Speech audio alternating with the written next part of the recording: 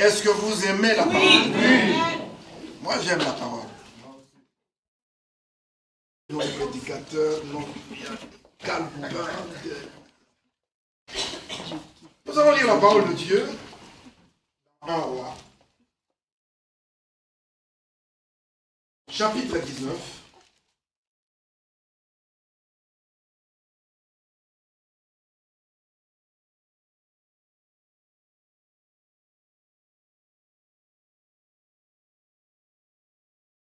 Un roi chapitre 19 à partir du verset 19.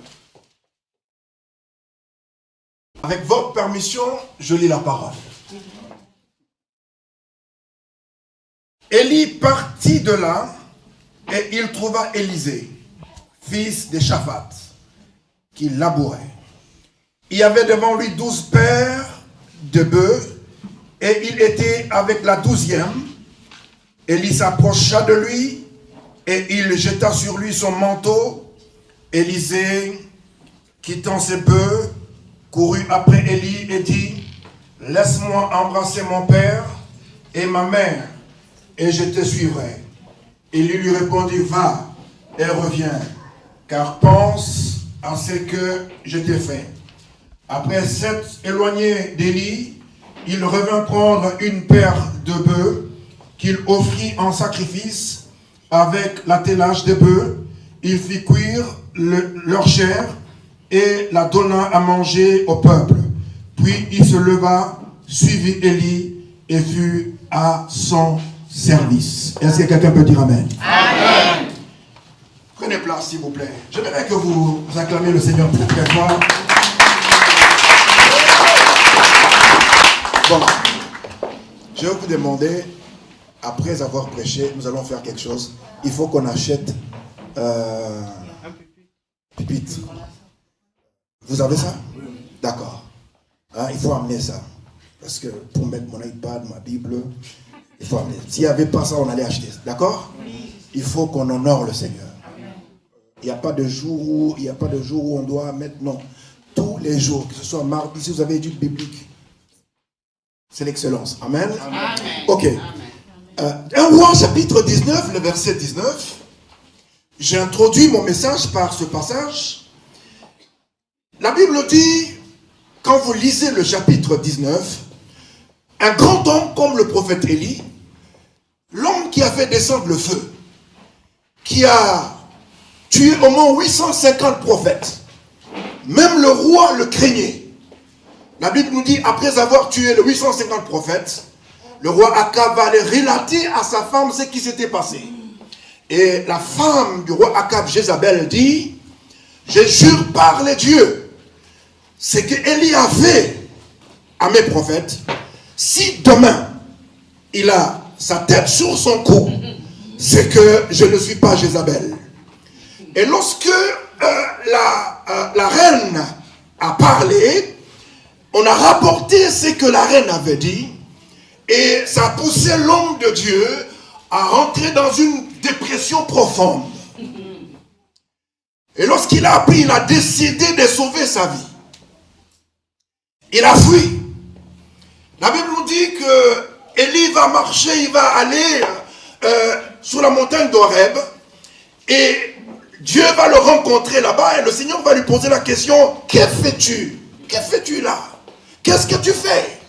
Et il dit, je suis le seul de tes serviteurs qui t'a servi avec un cœur droit. Et maintenant, le roi, les gens sont contre moi, ils ont décidé d'en finir avec moi. Le Seigneur lui dit, si vous lisez le texte, Dieu ne rentre pas dans son jeu ni dans son discours. Dieu lui dit, écoute, Élie, qu'est-ce que tu fais là? Élie dit, j'en ai assez, je veux mourir. J'en ai assez, je suis fatigué de tout ça, je veux mourir. Et la Bible nous dit, il s'est endormi. Pendant qu'il dormait, un ange est venu et il va toucher Élie, il va le réveiller et dit, Élie, réveille-toi. Il se réveille. La Bible dit, il trouve un repas chaud. Et l'ange lui dit, mange, car le chemin qui te reste à faire est très long. Y a-t-il quelqu'un qui est en train de traverser un moment difficile où il est dans la dépression, écoute, je suis venu te dire, qu'est-ce que tu fais là? Qu'est-ce que tu fais? Tu as besoin de force. Parce qu'il y a un long chemin. Il y a un long chemin que tu as à faire avec le Seigneur. Mais ce n'est pas là que vraiment je veux m'attarder. Comme Élie a insisté devant le Seigneur, la Bible dit qu'il était sur la montagne de Horeb, n'est-ce pas? Il a insisté que lui voulait mourir. Dieu a dit ok. Élie, tu vas aller voir Jéhu, tu vas aller voir un autre roi, et tu vas aller voir Élisée à ta place.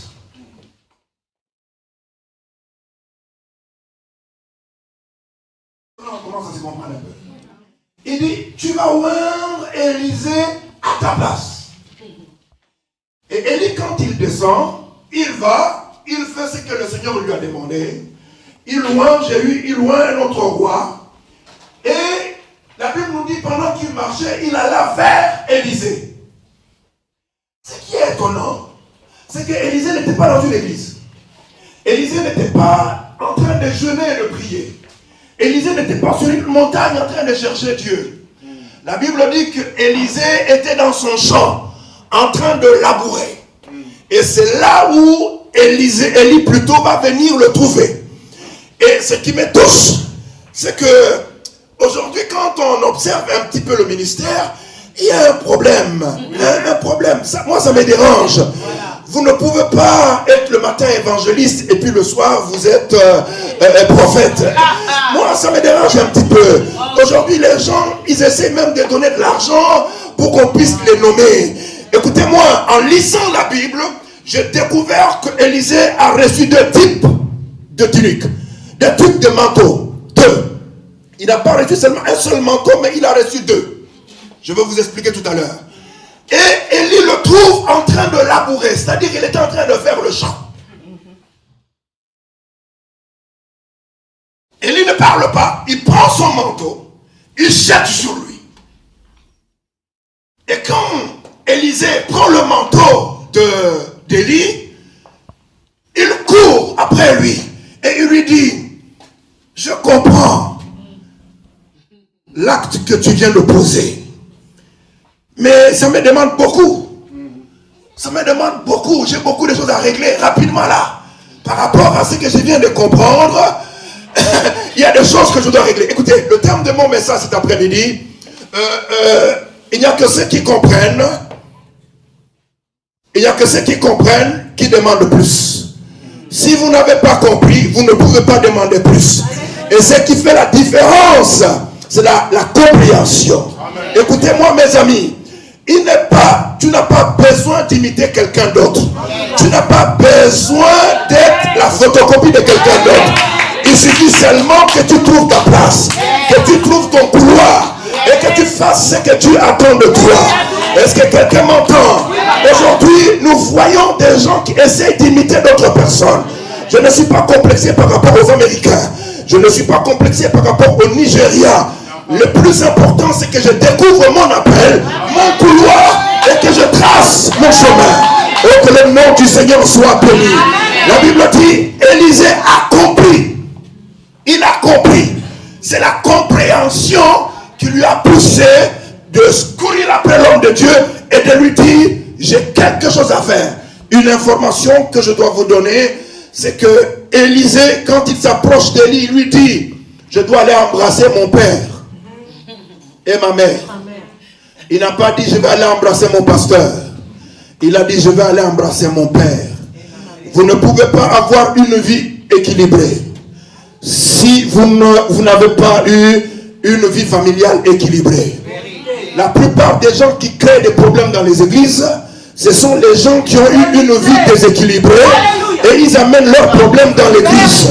Et ici, l'information que je vous donne, c'est que Élisée avait une vie équilibrée.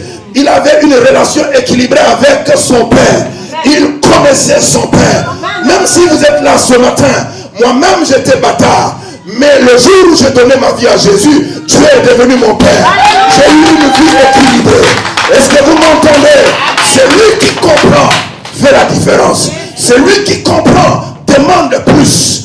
Et Élisée court, il embrasse son père et il embrasse sa mère. C'est quoi ton problème? Ton problème, c'est pas l'église. Ton problème, c'est pas le pasteur. Ton problème, ce n'est pas les chrétiens que tu as trouvés dans l'église. Ton problème vient de ta famille. Ton problème vient de la relation que tu n'as jamais eue. Une relation équilibrée avec ton père. Une relation équilibrée avec ta mère. Est-ce que tu m'entends? Élisée avait une vie équilibrée. Et deuxième information que je vais vous donner, il venait d'une famille riche. Parce que la Bible dit qu'il avait 12 pères de bœufs. Troisième révélation que je vais vous donner, ou si vous voulez, information que je vais vous donner, la Bible dit qu'il était en train de travailler. Il était en train de travailler. Dieu ne rend jamais les paresseux. Est-ce que vous m'entendez? Dieu ne rend jamais les paresseux. Les gens qui viennent seulement lorsqu'on invite un prophète et ils entendent une prophétie. Dieu ne s'intéresse pas aux paresseux, aux gens qui courent de gauche à droite. Ah, il est important que nous ayons une vie équilibrée, une vie chrétienne équilibrée. Est-ce que quelqu'un m'entend? La compréhension fait que tu vas agir différemment de ceux qui n'ont pas la connaissance. Je peux avancer? Est-ce que je peux avancer? Il embrasse son père, il embrasse sa mère. Il dit à son père, jusqu'à cet âge, tu as fait de moi ce que je suis devenu aujourd'hui. Mais maintenant, je trouve mon chemin. Je suis appelé à faire autre chose. Tu avais un plan pour moi. Tu avais préparé des bœufs. Mais Dieu m'appelle au-delà de ce que toi tu avais pourvu pour moi. Oh, que le nom du Seigneur soit béni. Ses parents ne lui ont pas dit, écoute, fais ce que nous voulons. Moi je suis originaire d'Afrique. Vous voyez le problème des Africains, c'est quoi? Je suis fier d'être africain. C'est que on ne laisse pas le choix ou la liberté aux enfants de choisir ce qu'ils veulent devenir. On leur impose. On dit, bon, dans notre famille, comme on n'a pas de médecin, alors toi tu dois faire la médecine. Comme ça, dans notre famille, on saura, le voisin, ils sauront que dans notre famille aussi, on a un médecin. L'enfant arrive à l'université, les matières ne rentrent pas, il ne comprend rien, et on commence à voir les sorciers là où il n'y a pas de sorciers. Si Zinedine Zidane était parti à l'université, il ne serait pas connu comme il est connu aujourd'hui. Est-ce que vous comprenez ce que je suis en train de dire? Neymar, s'il était parti à l'université faire le droit, il ne serait pas ce qu'il est devenu aujourd'hui. Mais son destin, en fait, ce que tu avais pourvu pour lui, c'était de jouer au ballon. Oh, alléluia. Et aujourd'hui, il est millionnaire, multimillionnaire. Trouve ton couloir. Tu as ton voisin, trouve ton couloir. Excelle, prie, sois meilleur. Ne sois pas complexé. En Afrique, les gens sont complexés lorsque quelqu'un est cordonnier. Mais nous avions chez Weston. Weston, c'est un cordonnier. Est-ce que vous comprenez ce que je veux dire? Trouve ton couloir. Lorsque Élisée a compris, il a parlé à ses parents. Et ses parents ont béni leur enfant. Alléluia. Et après, il dit non. Mon cœur est attaché à mon travail. Qu'est-ce qu'il demande?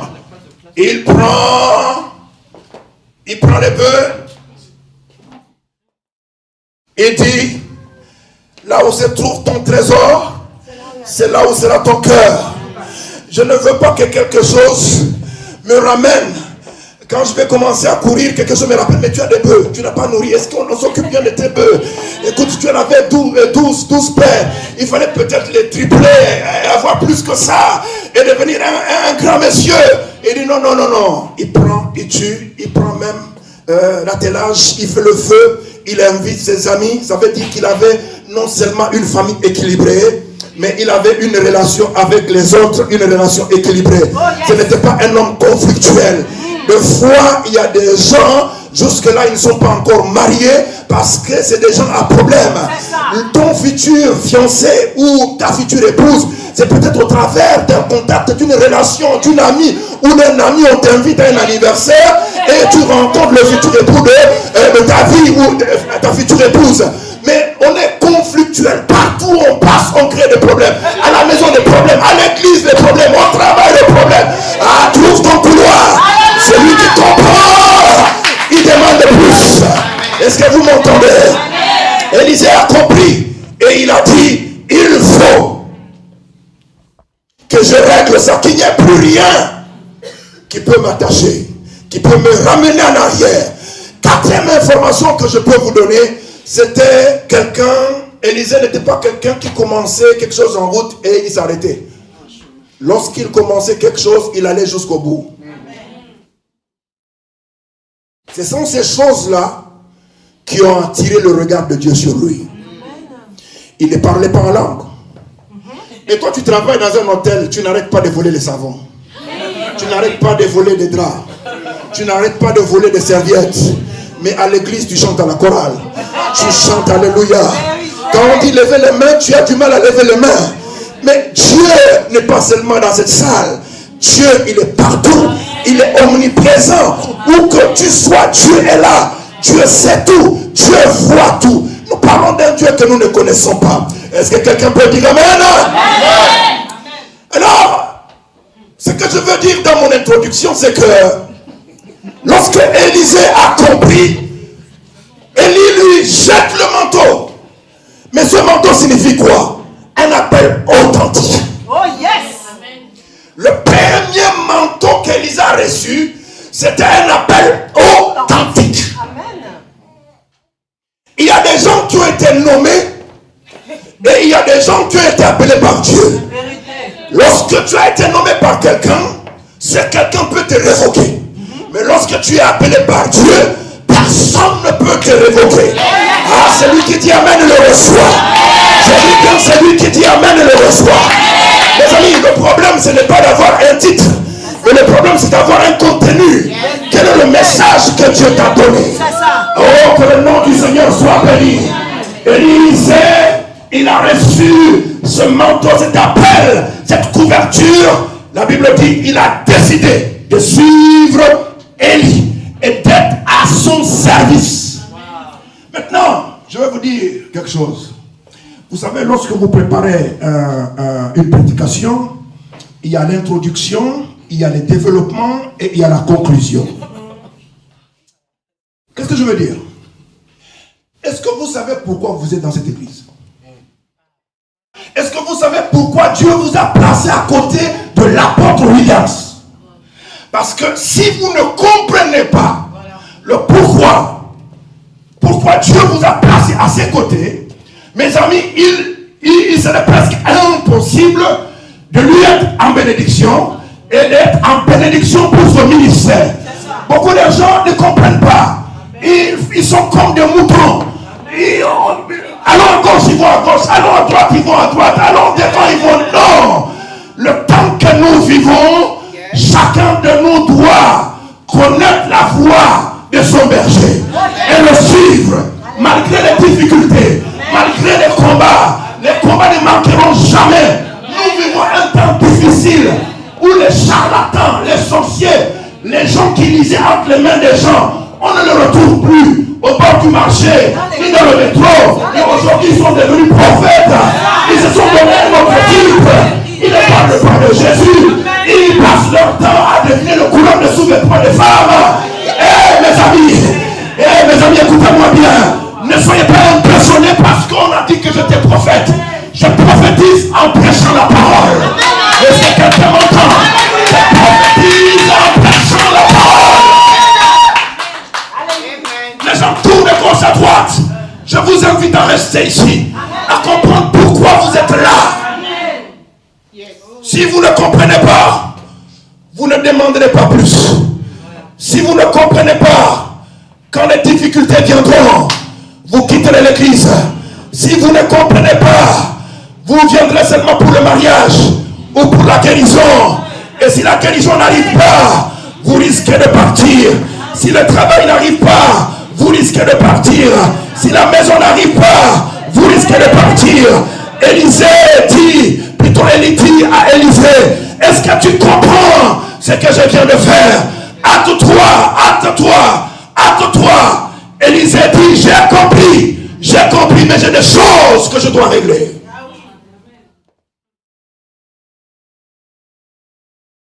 Alors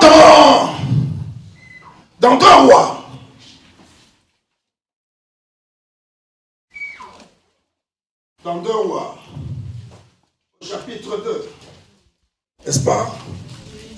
Au chapitre 2, à partir du verset 1er jusqu'au verset 9. Vous connaissez le texte, non? Mais vous voulez qu'on lise? Oui, on lit. Je n'ai qu'une heure, je n'ai que quelques minutes. Parce que j'ai laissé quelques minutes à ma fin, il faut que je vous prêche. Alléluia. Dis à ton voisin, refuse d'être un suiveur.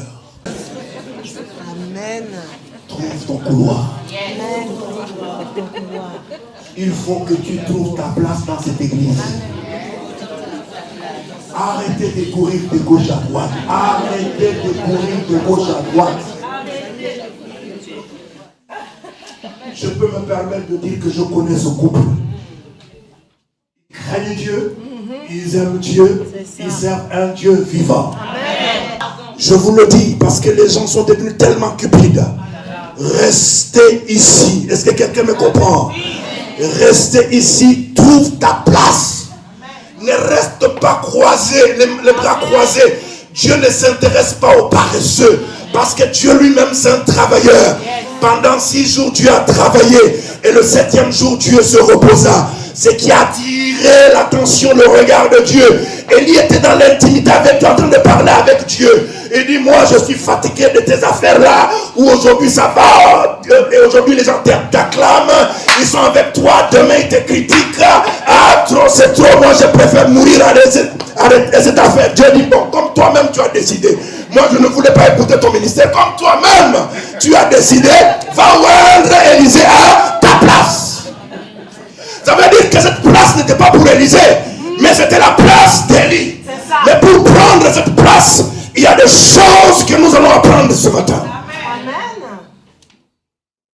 2 Rois chapitre 2, verset 1er jusqu'au verset 9. Quelqu'un peut se lever rapidement?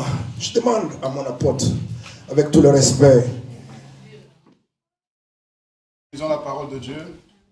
Lorsque l'Éternel fit monter Élie au ciel dans un tourbillon, Élie partait de Gilgal avec Élisée.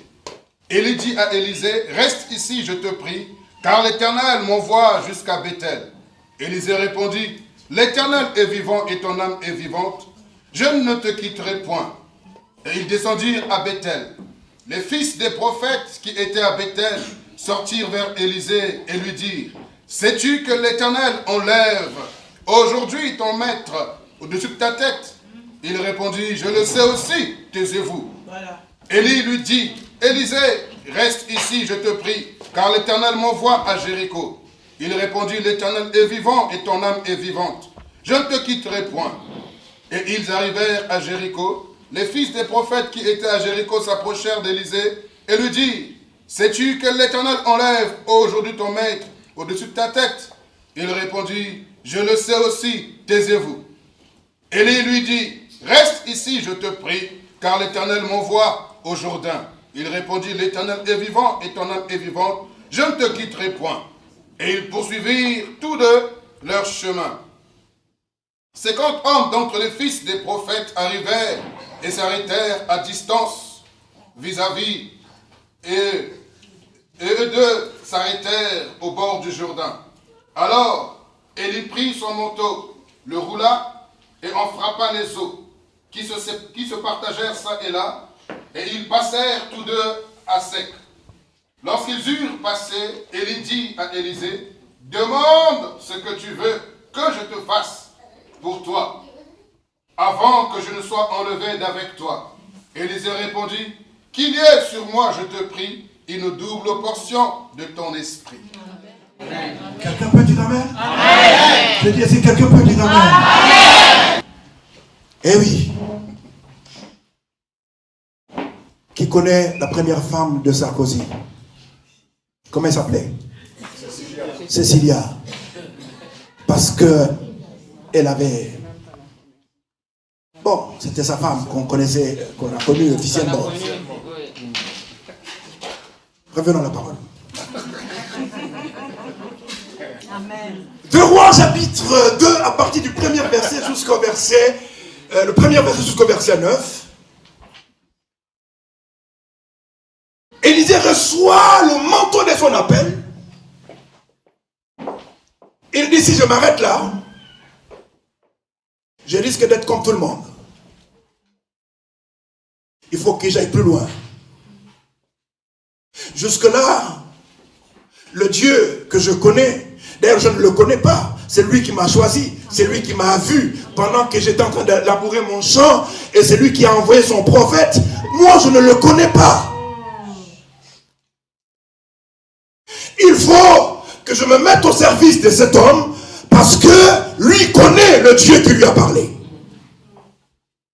Vous voyez, avant que Dieu ne devienne votre Dieu, il a d'abord, avant tout, été le Dieu de quelqu'un d'autre. Alléluia. Et si vous n'avez pas appris à vous soumettre à une autorité, les gens auront du mal à vous reconnaître et à se soumettre à votre autorité. Avant que Dieu ne devienne ton Dieu, il a été le Dieu de quelqu'un. Est-ce que vous avez entendu le témoignage de votre père? Il a parlé, il a dit j'ai un père. Mais ici, je prêche le Dieu de William. C'est lui l'ange de cette église. Est-ce que vous comprenez ce que je suis en train de dire? La Bible dit, Élisée a dit, je veux le servir. Et il y a eu un commencement. Au verset 1er, la Bible dit, le premier passage, plutôt le premier verset dit, ils partirent de là. C'est-à-dire, ils sont partis de quelque part, de Gilgal. Que signifie Gilgal?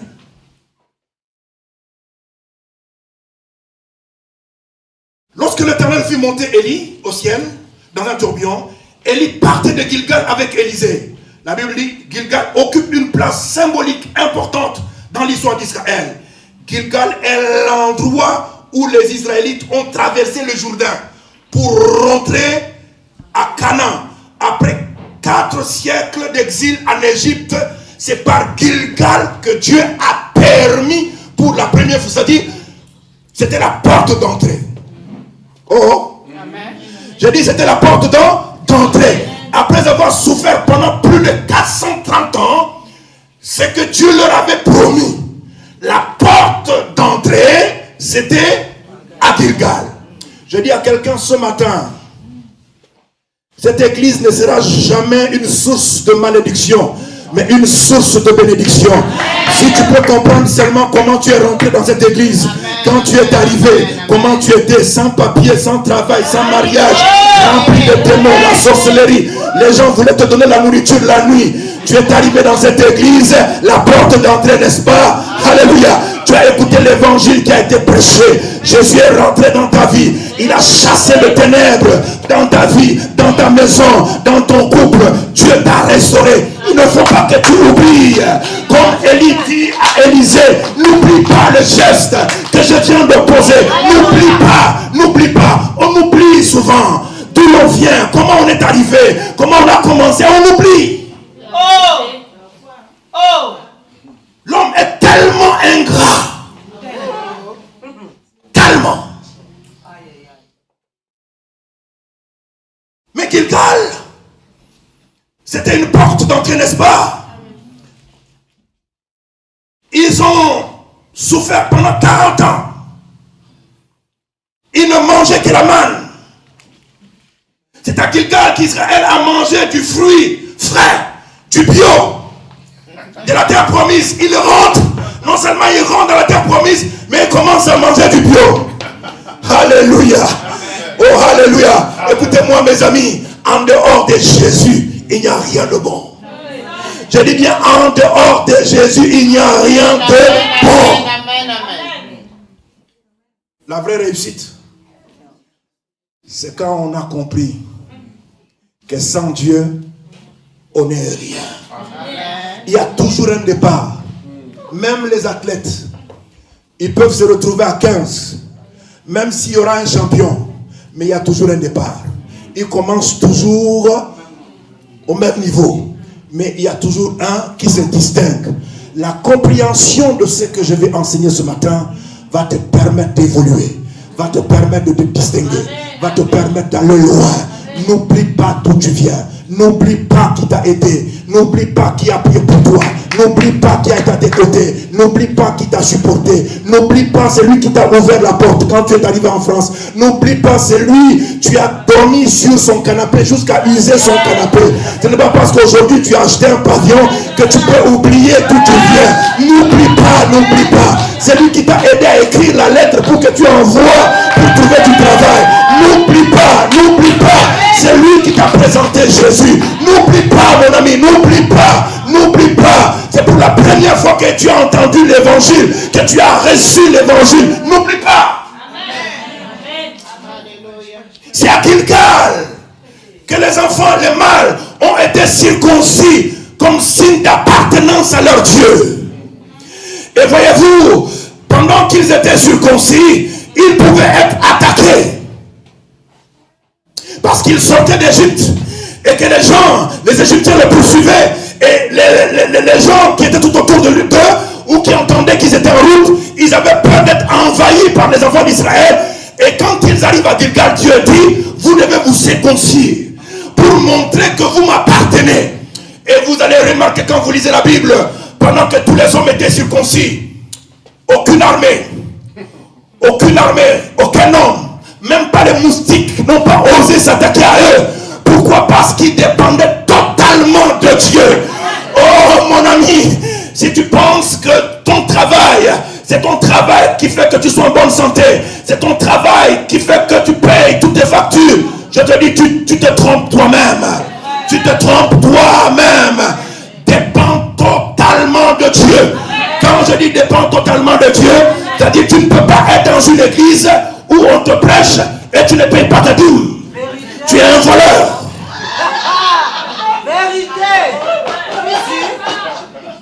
Payer sa dîme veut dire, je reconnais qu'un Dieu existe. Et c'est lui qui me donne la santé.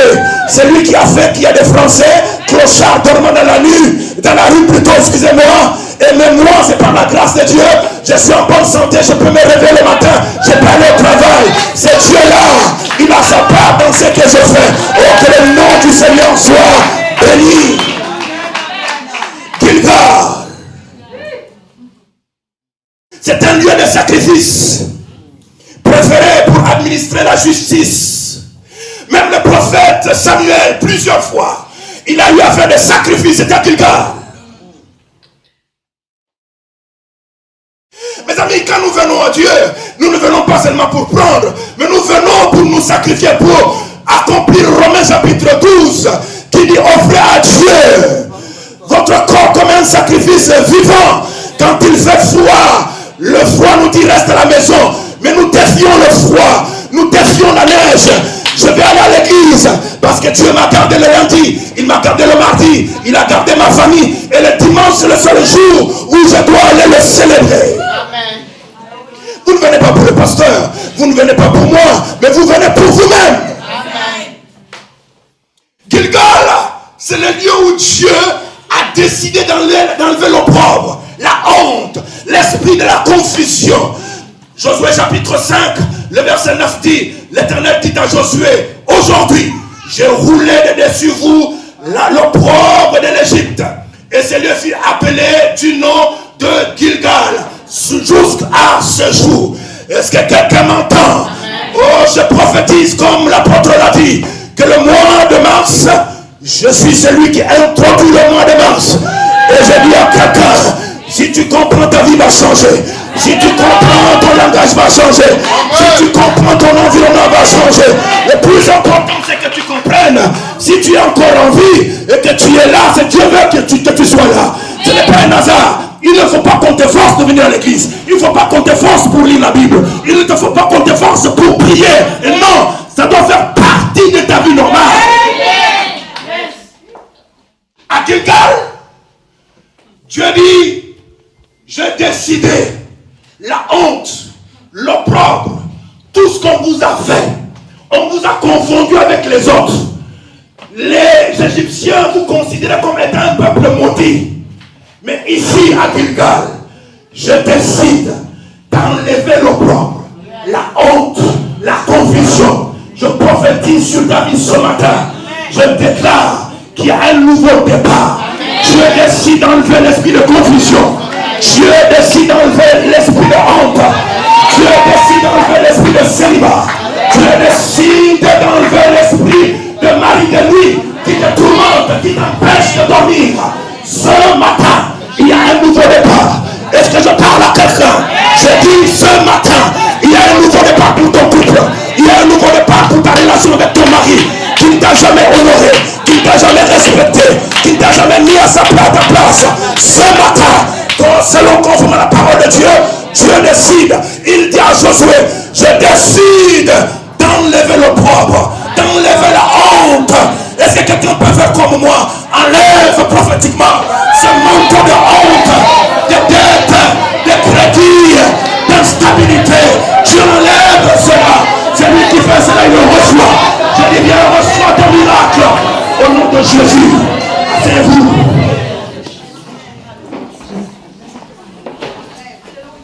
Aujourd'hui, pas demain. Pas demain. Pas demain. Quand je suis rentré ici, j'ai vu une foule en train de se déplacer. Je vous le dis de la part du Seigneur. En sortant d'ici, vous serez propriétaire. Écoutez-moi bien, je vous parle de la part du Seigneur. En sortant d'ici, et ça ne va pas tarder, c'est pour bientôt.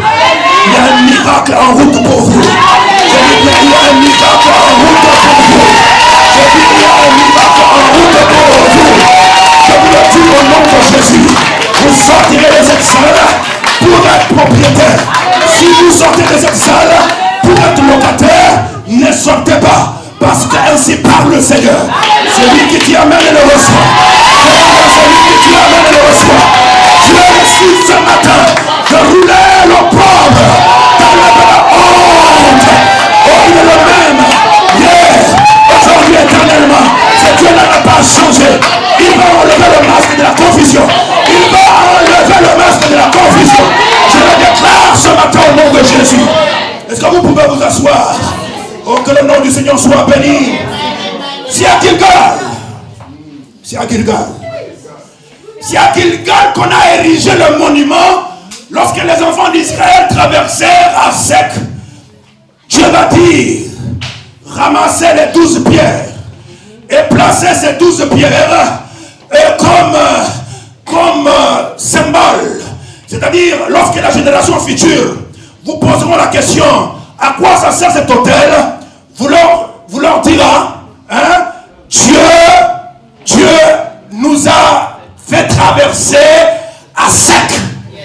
Il a opéré le miracle. Si vous cherchez le miracle, nous sommes le miracle visible.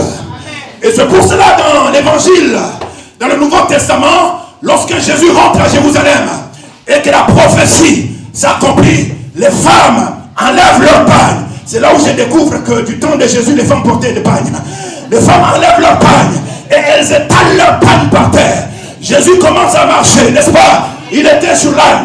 Les scribes et les pharisiens voyant cela, ils disent, mais c'est qu'il est en train de faire. Cela est écrit quelque part. Il n'y a que le Fils de Dieu qui a le pouvoir de marcher sur l'âne et de rentrer comme ça. Les gens criaient Hosanna à l'agneau de Dieu. Hosanna au Dieu plus haut des cieux.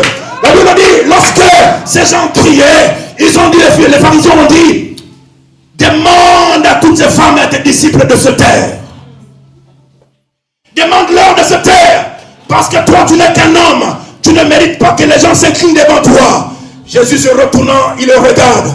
Et il dit, si ces hommes et ces femmes ne le font pas, ce qu'ils sont en train de faire, s'ils ne reconnaissent pas les pierres, les pierres crieront. Les pierres crieront. Et de quelles pierres Jésus parlait? C'était les 12 pierres. Parce que ces 12 pierres ont vu la puissance de Dieu. Ils ont vu des hommes traversant le Jourdain à sec. Les pierres facilement. Mais les pierres ne peuvent pas oublier. Les pièges. Y a-t-il des pierres dans cette église? Y a-t-il des pierres dans cette église? Y a-t-il des pierres dans cette église? Eh mes amis, vous savez, dans le ministère, vous pouvez bien commencer.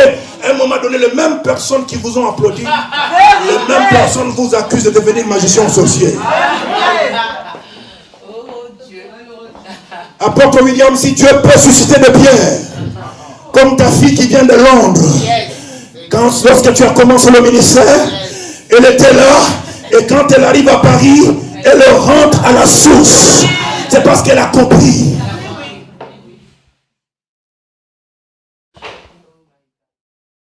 Les pierres ont parlé. Même si vous refusez de reconnaître, il y a des pierres qui vont parler. Il y a des pierres qui vont reconnaître un appel authentique. Il y a des pierres qui étaient là lorsque Élie a jeté le manteau à Élisée. Alléluia. Alléluia. Alléluia. Oh Seigneur, mon Dieu et mon roi. Seigneur, aide-nous. Est-ce que je peux avancer, mes amis? J'ai dit, est-ce que je peux avancer? Pour résumer, Gilgal, c'est un endroit où il y a le confort, où il y a tout. Tout est prêt. Tu n'as pas d'effort à faire. Tu rentres seulement dans la terre promise. Il y a déjà des pommes, il y a déjà... Les autres ont combattu, ils ont lié les démons. C'est pour ça que je parle aux femmes. N'épousez jamais quelqu'un qui a réussi avant vous. C'est-à-dire, quand quelqu'un a réussi, tu le trouves, il a déjà sa maison, voiture, il a meublé sa maison. Le jour où il va te chasser, tu partiras avec ta valise.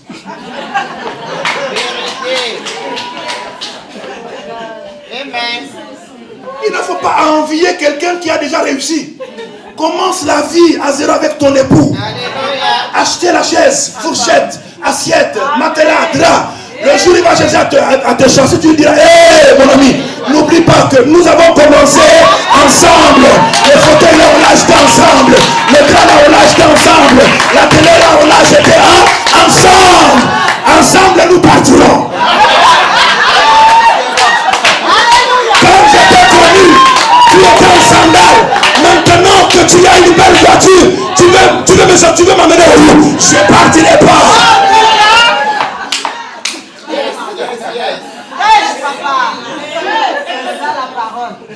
La Bible dit, Élie, regarde Élisée et lui dit, reste ici, reste à Gilgal, tout est prêt. Il y a un bon ministère, il y a des membres, il y a des ministres, il y a des directeurs, des gouverneurs. Les gens donnent leur dîme, il y a la prospérité, reste là. Élisée regarde Élie, il dit, ton Dieu est vivant et ton âme est vivante. Pourquoi il a cité l'âme? Parce que c'est le siège des émotions. Souvent, on se laisse conduire par nos émotions au lieu de dire ce que Dieu nous a demandé de dire. Vous ne pouvez pas réussir dans la vie ministérielle si vous vous appuyez sur vos émotions, sur vos sentiments. Et vous devez soumettre votre âme, c'est-à-dire votre volonté, vos sentiments, vos émotions à l'autorité du Saint-Esprit. Et si quelqu'un m'entend, je proclame le succès dans son ministère. Les gens aiment le confort aujourd'hui. Les gens pensent que le ministère c'est les costumes. Les gens pensent que le ministère c'est les voyages. Quand quelqu'un voyage pour la première fois en première classe, il se fait des photos pour que les autres voient. Et nous avons créé des monstres dans le ministère. Les gens ils rentrent dans le ministère, non pas pour servir le Seigneur, parce qu'ils veulent voyager en première classe. Ils veulent porter le costume, ils veulent porter le western. Mes amis, laissez-moi vous dire que le ministère ce n'est pas le costume. Le ministère ce n'est pas le voyage. Le ministère ce n'est pas l'argent. Sinon Élie n'en est pas renoncé, demandez la mort. Demandez à votre pasteur. Ça ne lui coûte plus qu'il en reçoit. Ah oui, c'est ça. Vérité. Aujourd'hui, tous les pasteurs, ils sont à la mort. Les costumes serrés sur mesure. Qu'on achète à 100 €. Et puis on amène chez les tailleurs pour mettre sur mesure. Et puis on veut faire croire aux gens que c'est ça la prospérité. Non! La prospérité, c'est de connaître Dieu. La prospérité, c'est de connaître la volonté de Dieu. La prospérité, c'est d'avoir un appel authentique. Et de rester dans son appel.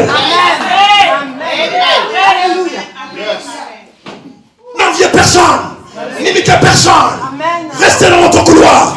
Faites ce que le Seigneur vous demande de faire. Ce qui m'importe aujourd'hui, ce n'est pas le confort. Je reviens des États-Unis. J'ai vécu aux États-Unis pendant 8 ans. Le quartier, là où je vivais, s'appelait Surprise. Je peux vous donner même l'adresse. Vous pouvez vérifier sur Google pour voir ma maison. 5 chambres à coucher, 5 salons. J'avais terrain de basket, piscine, garage. Je pouvais garer au moins 8 voitures. Mais quand le Seigneur m'a dit rentre à Paris, parce que tu n'as pas fini le travail, je suis parti des États-Unis avec $50 dans ma poche. J'ai dormi pendant 1 an dans une chambre où j'avais au moins 15 ou 20 valises. J'ai sauté pour aller dormir. Et je disais à Dieu, c'est ça le ministère. Seigneur, tu m'as fait partir des États-Unis pour me ramener dans une chambre comme ça. C'est par là que nous avons commencé avec le Seigneur. Oh mes amis, le départ avec Dieu, le ministère avec Dieu doit te coûter quelque chose. Il y a des choses que tu dois abandonner. C'est lui qui laissera son père, sa mère, ses frères. À cause de moi et à cause de ma parole, il aura 100 fois plus. Nous avons des pasteurs bandits, des prophètes bandits, des bandits, tout simplement parce que ce qui les intéresse, c'est l'argent, c'est le pouvoir, c'est le succès, c'est la réussite, qu'on le voit. Ah non, non, non, non, je ne veux pas qu'on me voie moi, mais qu'on voie Jésus. Je ne suis pas attaché à une église, mais je suis attaché à mon appel. Je suis attaché à la volonté de Dieu. Où tu iras, j'y vais. Ça peut arriver que Dieu demande à l'apôtre William, quitte cette église, place quelqu'un d'autre. Il doit obéir. Amen. Amen. Il doit obéir. Alléluia. N'aimez pas le confort si vous voulez servir Dieu. Celui qui comprend demande plus. Amen. Élisée dit à Élie, je viens d'une famille riche. J'avais une famille stable. Tu ne m'as pas trouvé pauvre. Je ne suis pas rentré dans le ministère pour chercher de l'argent. Mais ton Dieu, il t'a parlé. C'est lui qui m'a choisi. Ce n'est pas moi. Je ne suis pas satisfait. Si c'est seulement l'argent que tu veux me donner, le confort, les voitures, je ne suis pas satisfait. Parce que je ne viens pas d'une famille pauvre. Non. Élie, dis-moi encore qu'est-ce que Dieu t'a dit. Il dit, Dieu me demande, n'allons pas seulement, ne restons pas Giga. Il me dit, va à Bethel. Et dit, si Dieu te demande d'aller à Bethel, ça veut dire que Dieu n'a pas fini avec toi. Il n'a pas fini de t'enseigner à des choses. Mais tu ne peux pas me demander de m'arrêter en cours de route. Je n'ai pas achevé ma formation. Allons-y. Élie le regarde. Il dit, ce petit l'a compris. Ce petit l'a compris. Ferme-moi ça, ferme, appuyez, ferme. Excusez-moi, c'est parce que j'ai oublié. Qui peut m'appeler maintenant que je suis dans la présence de mon patron?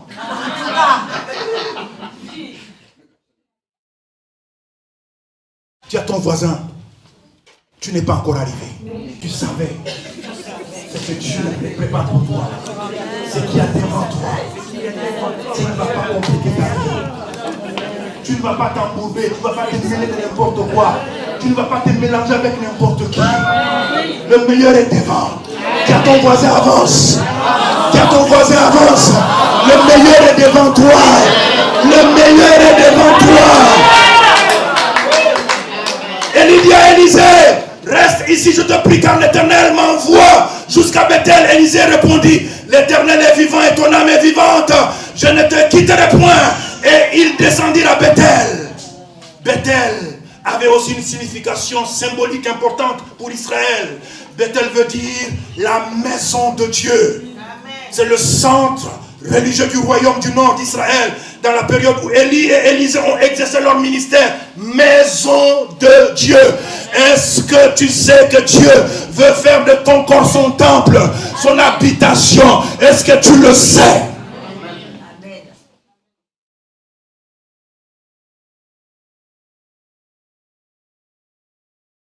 Bethel symbolise deux conditions essentielles pour recevoir la bénédiction de Dieu.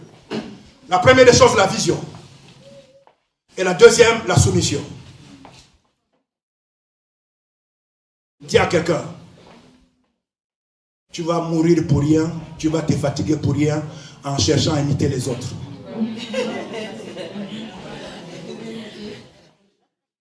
Trouve ton couloir. N'est-ce pas? Quand tu arrives à Bethel, tu comprends le pourquoi. Ce n'est pas avant. Lorsque Élie lui a jeté le manteau que Élisée avait compris, c'est à Horeb. Plutôt arrivé à Bethel, lui aussi il est rentré dans la maison de Dieu. Il a vu comment son maître s'inclinait, comment il jeûnait, comment Dieu lui parlait, comment ils échangeaient avec Dieu. Il dit, ah, c'est comme ça, tu voulais me cacher ça? Ah non!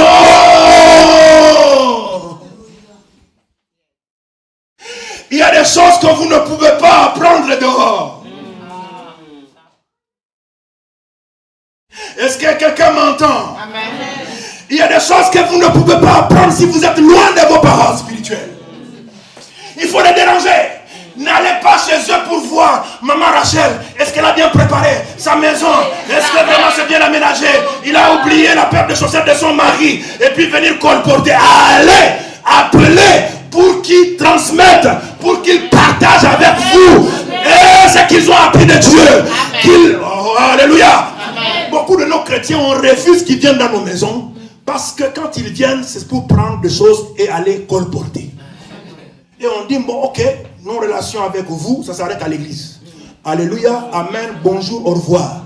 Mais si tu veux venir chez moi, ce n'est pas pour que tu viennes regarder si ma femme, elle a nettoyé. Si elle n'a pas nettoyé la maison, c'est ta maison.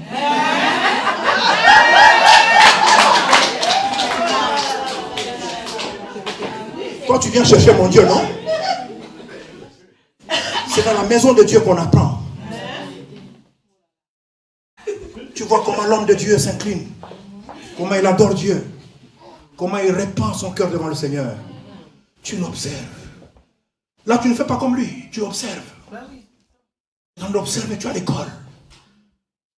Un homme de Dieu au Nigeria, il avait rendez-vous avec un chef d'État. Le cortège était déjà dehors, garé, plusieurs véhicules. Quand il veut rentrer dans la voiture, il dit à ses gardes du corps, attendez-moi. Il rentre dans son bureau. 1 heure, 2 heures, 3 heures, 4 heures, 5 heures, 6 heures.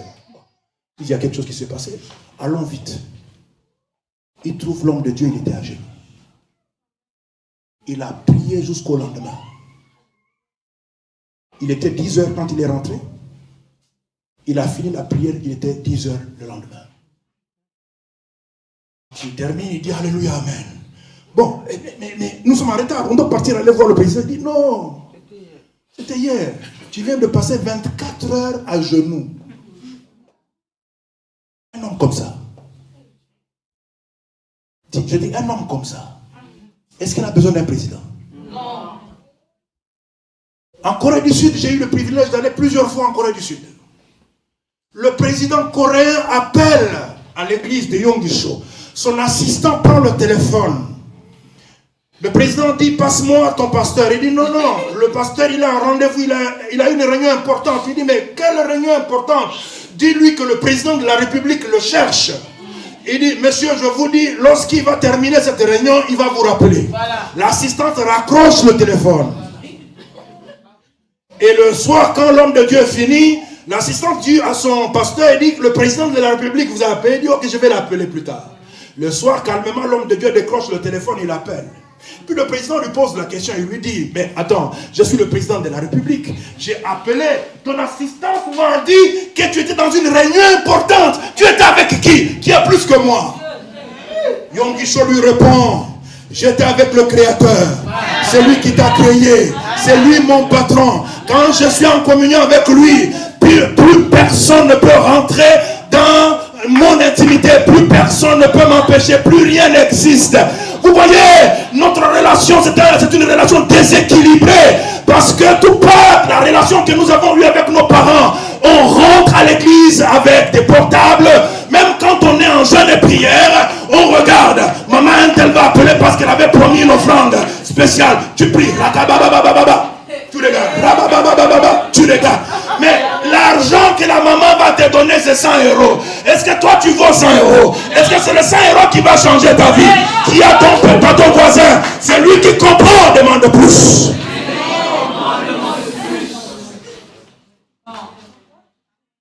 Dans ta maison, tu peux créer Bethel. C'est-à-dire, il y a un endroit, lorsque tu te mets à genoux, directement, tu es en contact avec le ciel. Apôtre, moi signe. Déjà passé.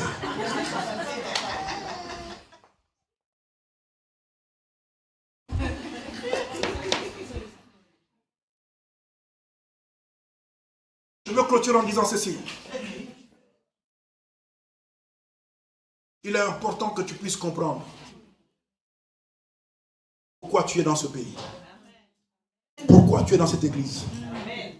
Quelle est la volonté de Dieu? Pourquoi Dieu t'a placé à côté de l'homme de Dieu? Et tu dois te soumettre. Que cela te plaise, que là ne te plaise pas. C'est la volonté de Dieu qui doit primer.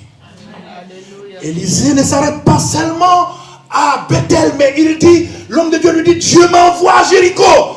Il dit, ton Dieu est vivant, ton âme est vivante, je ne te quitterai pas, allons-y. Voilà. Que signifie Jéricho? Jéricho, c'était une ville maudite, détruite. Et le Seigneur avait dit, c'est lui qui rebâtirait Jéricho, payera au prix de son fils aîné. Oh, est-ce que quelqu'un m'entend? Laissez-moi vous dire, lorsqu'ils arrivent à Jéricho, parce qu'ils devaient traverser, n'est-ce pas? Cette malédiction devait s'appliquer à eux. Mais vous savez que Jésus n'est pas seulement le Fils de Dieu. Mais il est le premier-né d'entre les vivants.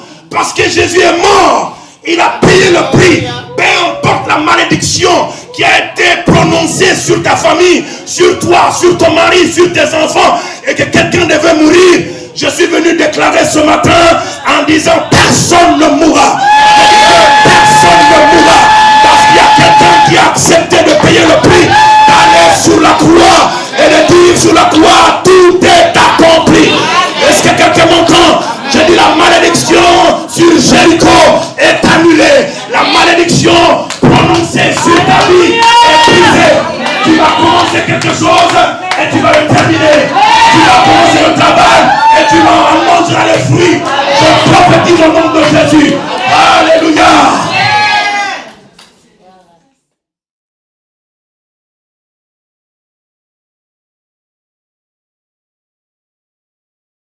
Oh. Vous savez, c'est à Jéricho que Dieu a permis de trier. Au moment où Gédéon devait aller remporter la victoire, Gédéon prend beaucoup de gens. Dieu lui dit, je ne veux pas que ma gloire, que les hommes puissent tirer gloire. Amène les gens. Amène-le. Qui vont l'appeler et ceux qui vont se mettre à genoux, je vais trier. Au point où nous sommes arrivés, là où Dieu veut amener son ministère, Dieu va trier. Amen. Parce que vous n'avez encore rien vu. C'est que Dieu a en réserve pour son ministère. Je dis bien, vous n'avez encore rien vu. C'est que Dieu a en réserve. Je suis en train de voir des entreprises en train de sortir. Amen. Est-ce que vous m'entendez? Je suis sérieux. Je suis en train de voir des entreprises en train de sortir. Dieu est en train de chasser l'esprit de chômage dans cette église. L'esprit de médiocrité. Il y a beaucoup de chefs d'entreprise qui vont sortir dans ce ministère. Je prophétise cela, je vous le dis. Il y a beaucoup de femmes d'affaires. Il y a beaucoup de projets, mais sans provision. Mais aujourd'hui, je vous dis, la promesse que Dieu vous fait aujourd'hui, la provision est dans la promesse. Miraculeusement, je dis miraculeusement, Dieu a placé des gens sur lesquels vous n'avez jamais compté. Écoutez-moi, je suis en train de terminer. Je suis revenu à Paris, pas de maison. Je vous ai donné ce témoignage, non? Pas une voiture. Un de mes fils me portait dans sa voiture. Il y a une voiture. Des fois, il me laissait sa voiture. Et les gens ont commencé à me comparer par rapport à la voiture. Ne comparez jamais quelqu'un, un homme de Dieu, la perte d'un homme par rapport au matériel. Et à chaque fois que je prêchais à l'église, je disais, ma voiture sera garée là. Et sera comme ça. Les gens se moquaient. Les gens se moquaient. Ils disaient, c'est un fou. Qu'est-ce qu'il raconte? Il vient à peine de rentrer. Il n'a pas de fiche de paye.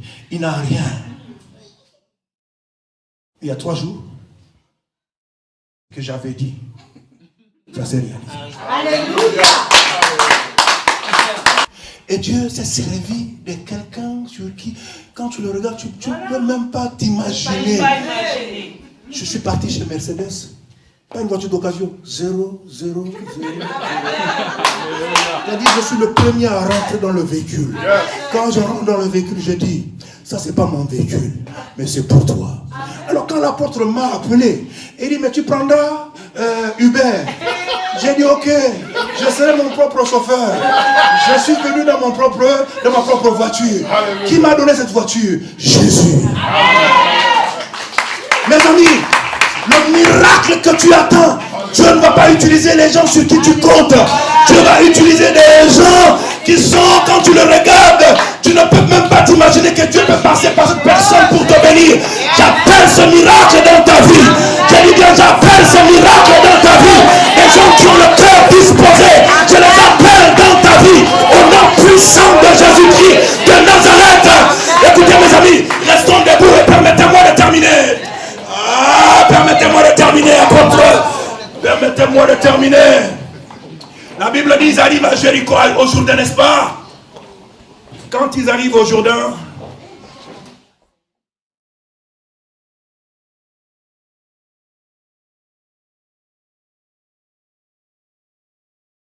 vous savez, quand on arrive au Jourdain, les gens ont peur de l'inconnu. Les gens ont peur d'un nouveau recommencement. À un moment donné, Élisée pouvait dire à Élie, mais on a été à Gilgal, on a été à Bethel, on a été à tel endroit, mais là où tu commences à m'amener, je ne comprends plus rien. Et il fallait qu'il traverse. En cours de route, 50 fils de prophètes sont venus dire à Élisée, est-ce que tu sais que ton maître sera enlevé au-dessus de toi aujourd'hui? Il dit, taisez-vous. Dis à ton voisin, tais-toi. Non, répète après moi, tais-toi. Dis à ton voisin, tais-toi. Et dis à toutes les voix qui doutent sur toutes les promesses que Dieu a libérées sur ta vie. Dis à toutes les voix, taisez-vous. Taisez-vous. Ils ont traversé. Après avoir traversé, la Bible dit, ils se sont retrouvés à 2. Répétez-moi, répétez après moi, ils se sont retrouvés à combien? À 2. Maintenant, c'est Élie qui le regarde. Il dit, tu me connais plus que je ne me connais moi-même. Non seulement tu me connais, mais tu sais comment je prie, comment je cherche Dieu, comment je pleure, comme un enfant quand je suis devant Dieu. Tout le monde me voit un grand prophète, mais devant Dieu, je reste un enfant. Toi, tu as vu tout ça. Tu es rentré dans mon intimité, la plus intime. Aucun homme n'est jamais rentré, n'a jamais eu une telle intimité. Tu me connais. Maintenant, qu'est-ce que tu veux? Il dit, je veux de toute portion de l'Esprit de Dieu qui est sur toi. Qu'est-ce qu'il voulait dire? Il voulait dire, j'ai vu comment Dieu se sert de toi. Mais je ne veux pas faire comme toi. Je veux que ce que Dieu t'a donné, mais donne plus que ça. Et il me dit, si tu me vois être enlevé, cela t'est possible. Mais moi, humainement, je ne peux pas. Mais si tu me vois être enlevé, la Bible dit, il marchait. Viens mon fils, viens. Ah non, j'appelle l'apôtre. Viens. La Bible dit, il marchait. Et il se parlait. Il marchait.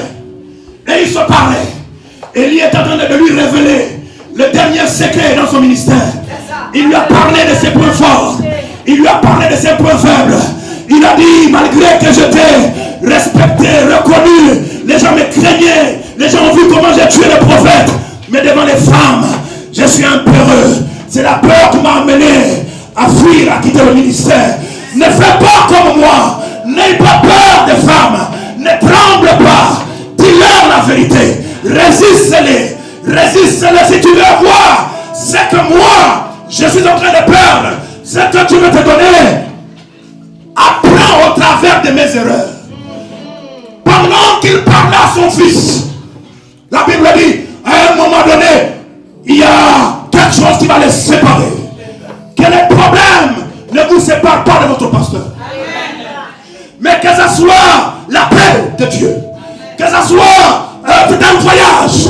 Comme les fils sont partis à Londres. Mais tant que vous serez ici, restez à côté de votre père. Appelez jusqu'à ce que Dieu va vous envoyer comme lui il a été envoyé. Et la Bible nous dit, le char de feu, quelque chose les a séparés et il a vu Élie en train de monter. Mais ce qui me touche, c'est sa prière.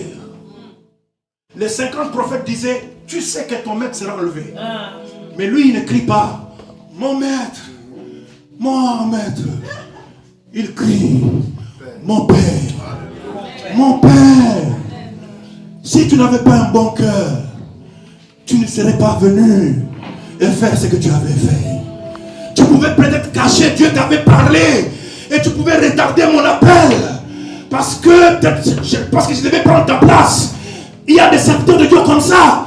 Il sait que tel a l'appel de Dieu, mais tu bloques la personne, tu retardes son appel et tu gardes cela dans ton cœur. Ce n'est pas bon. Mais toi, tu as eu un bon cœur. Tu es venu, tu as fait ce qu'il fallait. Tu m'as permis de rentrer dans ton intimité. Ah non, même mon père ne m'a jamais donné ce que tu m'as donné. Mon père, char d'Israël et sa cavalerie. Le temps que nous vivons, l'onction ne descendra pas sur les fils et les filles rebelles. Jamais. C'est impossible. Parce que l'onction que Dieu a déposée sur Élie, c'est de ramener le cœur de fils vers leur père et le cœur de père vers leur fils. Mes amis, vous pouvez jeûner, vous pouvez prier. Mais si vous ne comprenez pas le pourquoi Dieu vous avait placé à côté d'un tel homme ou telle femme, vous n'irez pas loin. Ce matin, la présence de Dieu est en ce lieu. Je dis bien ce matin, la présence de Dieu est dans ces lieux. La Bible dit, lorsqu'Élie monta, le manteau est tombé.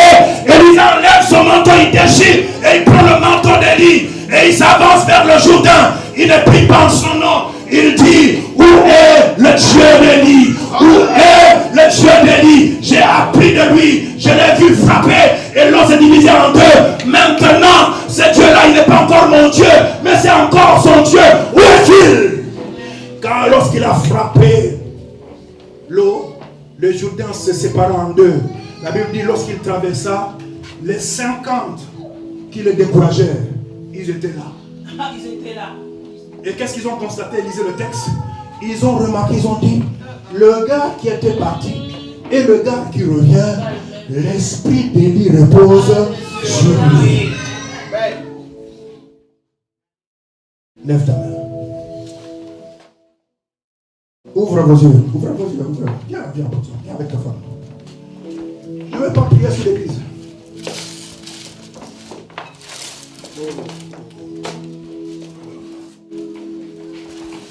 Je ne vais pas prier sur l'église. Alléluia.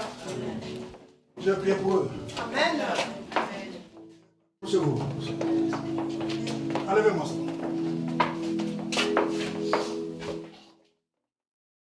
Ouvrez vos yeux.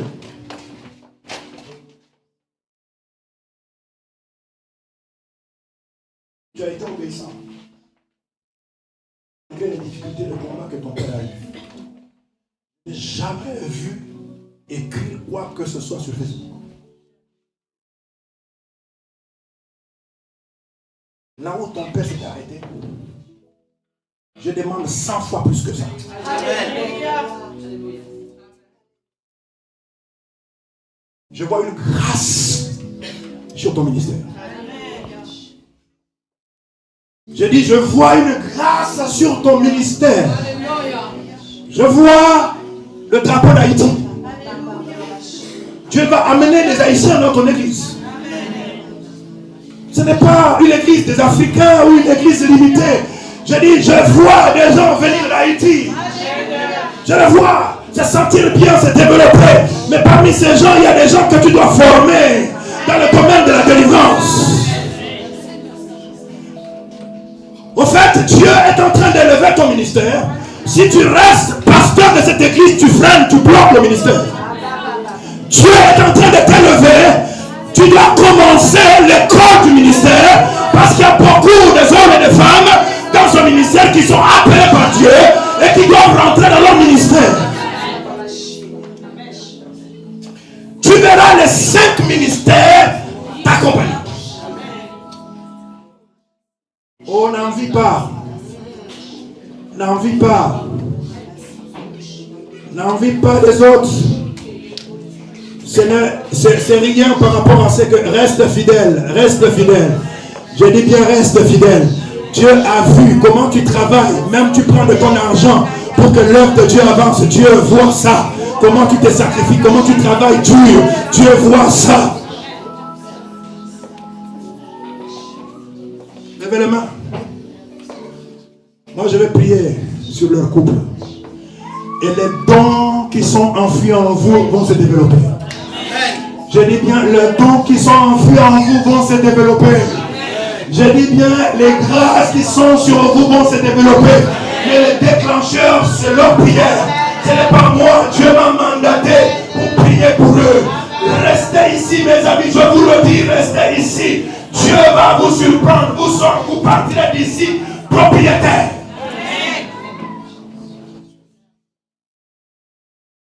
Écoutez, il y a des mamans, un groupe de mamans que Dieu veut utiliser dans le domaine prophétique. Mais il y a beaucoup de critiques. Les gens parlent trop. Ça bloque, ça étouffe, ça empêche que les gens écoutent ce que vous dites. Et ça attriste le Seigneur. Et vous commencez même à avoir des problèmes. Vos enfants commencent à tomber malades. Et il y a des conflits entre toi et ton mari. Arrêtez cela parce que Dieu, vos prières sont importantes. Dieu compte sur vous pour l'avancement de son ministère. Est-ce que vous m'entendez? Vous devez arrêter les commérages. Vous devez arrêter.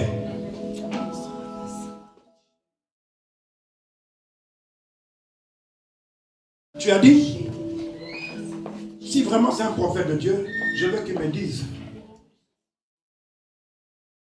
Je veux qu'il me parle clairement sur mon appel. C'est que Dieu attend de moi. Je suis fatigué de tâtonner. Je veux que les choses soient claires. Mais il y a des choses qu'on ne peut pas dire devant tout le monde.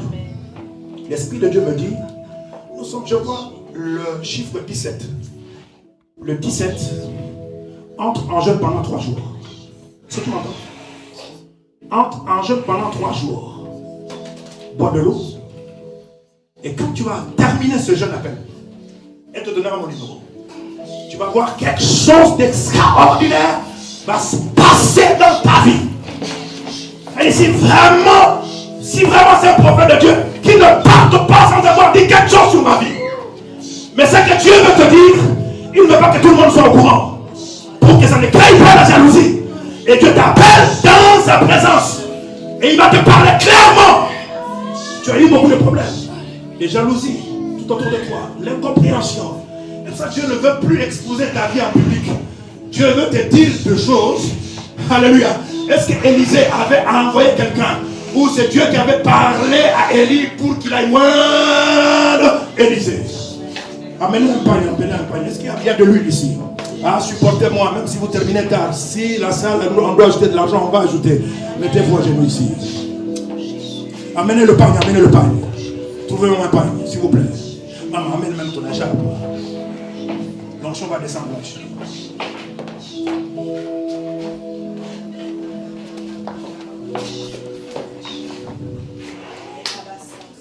Tu as demandé à Dieu un studio d'enregistrement. Non, si je mens, tu me le dis. Dieu a décidé. La maison que tu auras, ça sera une maison construite.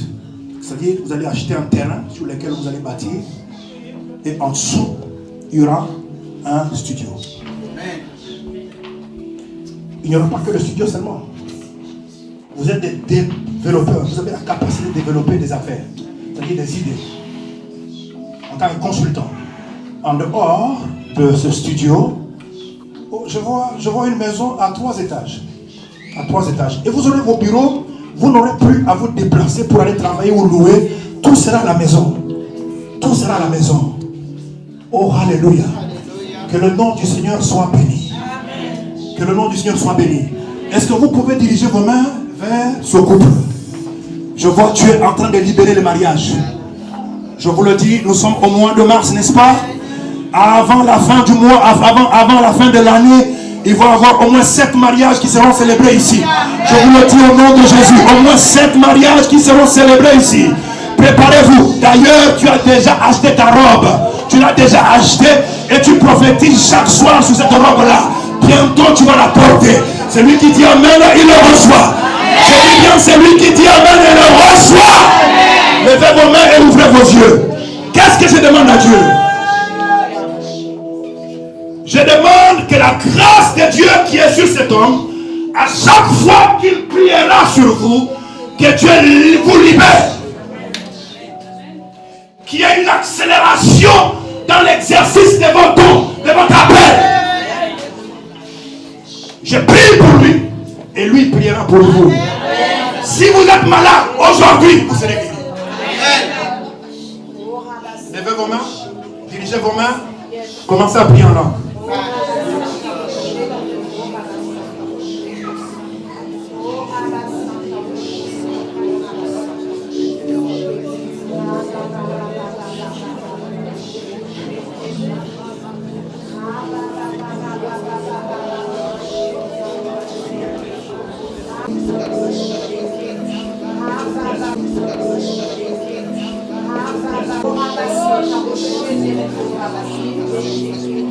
Et Dieu me dit, est-ce que tu sais que c'est à cause de tes prières que Dieu a décidé de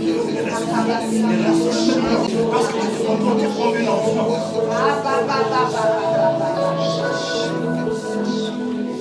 Maintenant que tu as compris, maintenant que tu as mûri, maintenant que tu es devenu grande, il y a des choses que Dieu, lorsqu'il te parle, tu dois aller leur dire.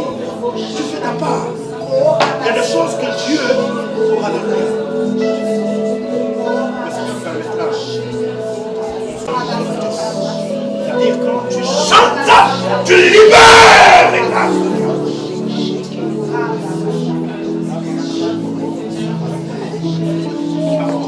Il y a une option spéciale. Tu vas créer des grands sentiers. C'est que tu diras sur la vie des gens.